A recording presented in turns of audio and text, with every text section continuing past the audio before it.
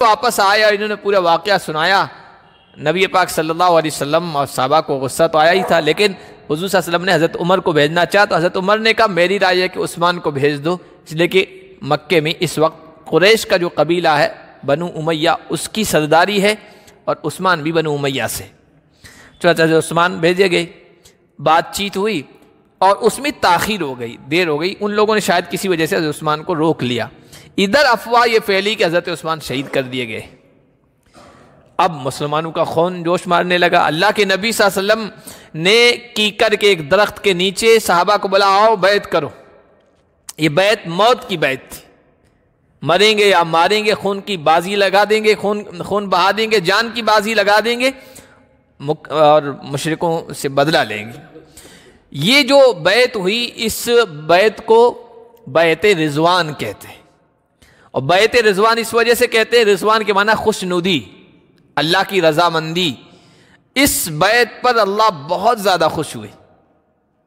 صحابہ کے جو جان بازی کا، فدائیت کا، اپنے آپ کو قربان کر دینے کا، نبی کے ہاتھ پر موت کا جو معاملہ تھا اس سے اللہ خوش ہوئے۔ اللہ نے کہا میں راضی ہو گیا۔ تو مومنوں پر جو اللہ نے انعام فرمائے اس موقع پر آج وہاں تذکرہ ہو رہا ہے، لقد رضی اللہ عن المؤمنین۔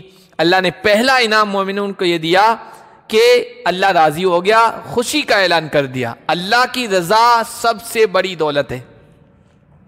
ایک حدیث درس میں بار بار آتی ہے، جنتی جب جنت میں پہنچ جائے گے، ساری نعمتیں ان کو مل جائے گی، تو ایک بار اللہ پوچھیں گے کہ جنتیوں خوش ہو، کچھ اور چاہیے؟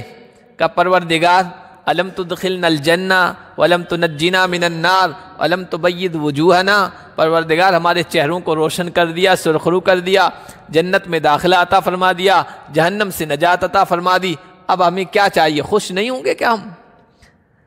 تو اللہ تعالیٰ فرمائیں گے ایک اور نعمت میں دینا چاہتا ہوں، اور پھر کہیں گے آج الیوم احل علیکم رضوانی فلا اسخط علیکم بعدہ ابدا، آج میں اپنی ہمیشہ کی خوشنودی کا، خوش رہنے کا، رضا کا اعلان کرتا ہوں، آج کے بعد تم سے ناراض نہیں ہوگا۔